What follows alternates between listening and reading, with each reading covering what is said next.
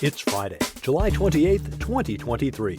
Welcome to episode 63 of the Alameda Postcast, an audio service of the Alameda Post. I'm your host, Scott Peeler. In this edition of the Postcast, if you think car thefts are on the rise in Alameda, you're right. Alameda property owners should expect their property tax assessment any day now. The city is looking for your input on a proposed third dog park. An Alameda hotel is serving the unhoused as a much-needed medical shelter. An innovative puppet show is headed to Gene Sweeney, and Alameda's sports teams continue to thrive. These stories and more on this episode of the Alameda Postcast. Our top story: for much of 2023, it was catalytic converter thefts that seemed to be at the top of the police blotter.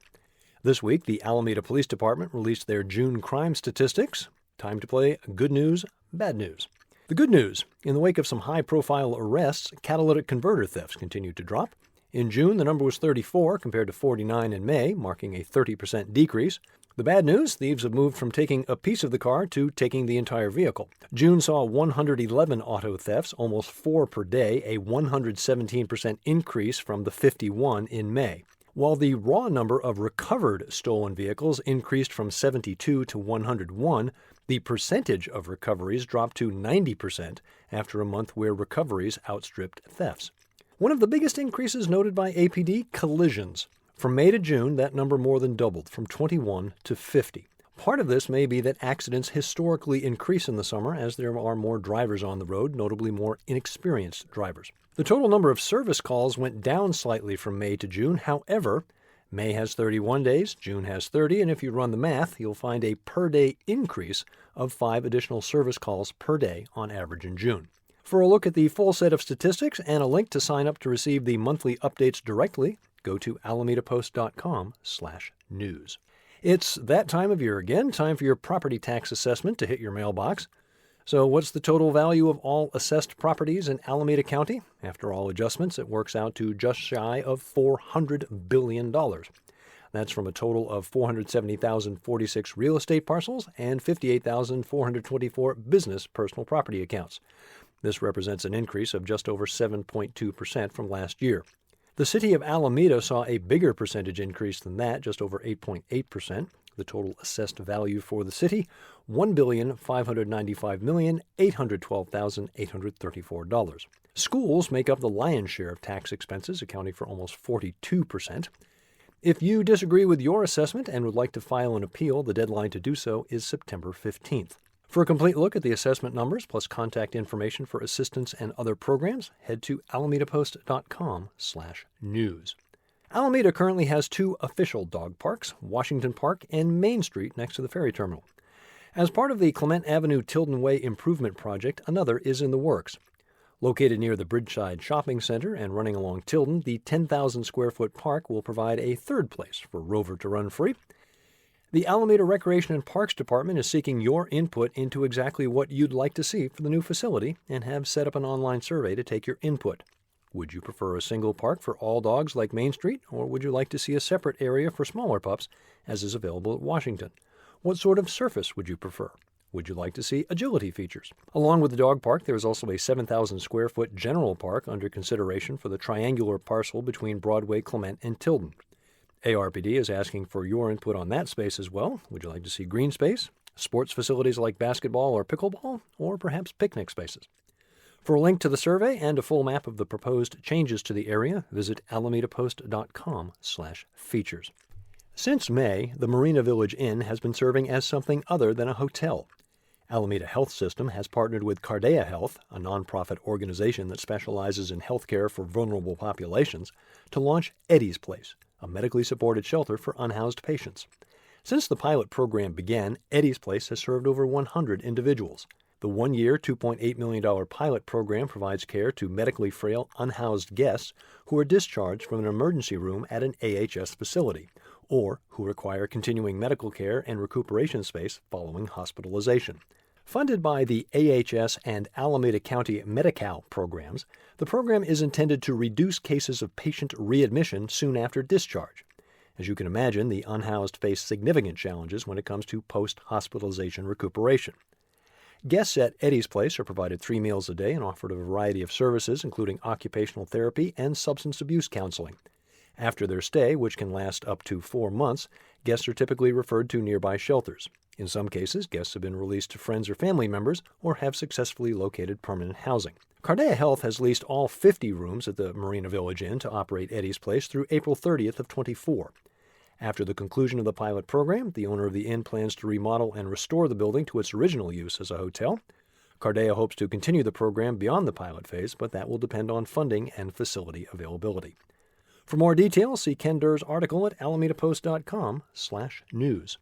I'll admit it, I have a huge soft spot for all things puppet. Like many of us, I was introduced to the magic of puppetry by Jim Henson and the Muppets.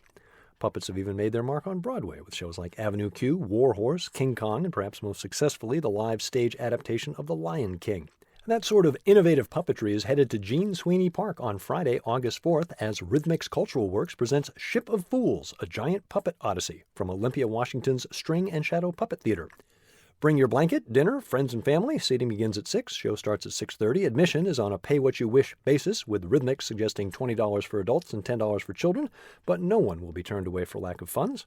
For some amazing preview pictures and a link to advanced ticket sales, see Colin Epstein's article at alamedapost.com/features. Alameda's sports scene has a lot going on. Our own Alameda Anchors of the Bay Area Collegiate League put up the best record in this summer's baseball action and received a first-round bye in the BACL playoffs. Not bad for a team in its first season. On Friday evening, they'll host the winner of the Vacaville Admirals East Bay Thunder playoff game. By virtue of holding the number 1 seed, a victory on Friday will send the Anchors to the championship game on Saturday. Friday's game will be at Pat Bale Field at the College of Alameda. Admission $8 for adults, kids 12 and under free. Parking is free as well. Liz Barrett gets you prepped to root for the home team. Look for her article at alamedapost.com/features. Another first-place team here on the island, the Alameda Wolves of the Women's Premier Basketball Association. They sit atop the standings as the league enters the final weekend of regular season play. Saturday's game is a rematch for the 6-1 Wolves as they face the 3-4 Berkeley Royals. Back on opening weekend, the Wolves beat the Royals 79-55. If the Wolves win again, they'll secure the number 1 seed in the playoffs. Game time Saturday, 12:30 at the College of Alameda Gym. For a look at the current standings and Saturday's complete schedule, see alamedapost.com/features. Brian Wu was back in action this past Sunday the 23rd in Seattle, but was tagged for his second consecutive loss as the Blue Jays beat the Mariners 4-3. Brian's final line, 6 innings, 4 earned runs on 4 hits with 7 strikeouts, raising his ERA slightly to 4.91. He's now 1-3 on the season with 5 no decisions. Brian returns to the mound Saturday in Arizona against the Diamondbacks.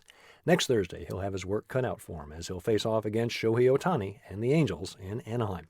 Meanwhile, at the Women's World Cup, through 2 games in group play, Alameda's Reina Bonta of the Philippines national women's team has yet to see action on the field. The Philippines squad sits at 1-1, losing to Switzerland, and then recording a shocking shutout against New Zealand. Reina's next opportunity, Sunday against Norway. Our walking history tours return in August. Join Dennis Evanowski and Adam Gillett for A.A. Cohen and his Fernside estate, Saturday, August 6th or Sunday, August 12th. Cohen's spectacular Fernside mansion included over 70 rooms and was completed in 1873 for the then staggering sum of $300,000. The estate was destroyed by fire in 1897. All that remains is the name, Fernside. For tickets, head to alamedapost.com/tours. To learn more about the history of one of Alameda's most lavish homes, look for Dennis's article, A.A. Cohen's Fernside Estate, at alamedapost.com/history. alamedapost.com/events, your source for happenings across the island. The latest Boomer Dance Party hits the Mastic Senior Center Friday from 1 to 3 p.m. with Beach Blanket Bongo. Relive the days of muscle cars, surfing, and the beach blanket movies. Don't forget the Farmers Market Saturday from 9 to 1. The Summer Beats Concert Series at South Shore wraps up this weekend with Pure Ecstasy, playing R&B, Motown, Soul, and Top 40 from 2 until 4. Free to attend. Beer and wine sales benefit the Alameda Education Foundation. After a 3-year absence, the Alameda Art and Wine Fair returns this weekend along Park Street.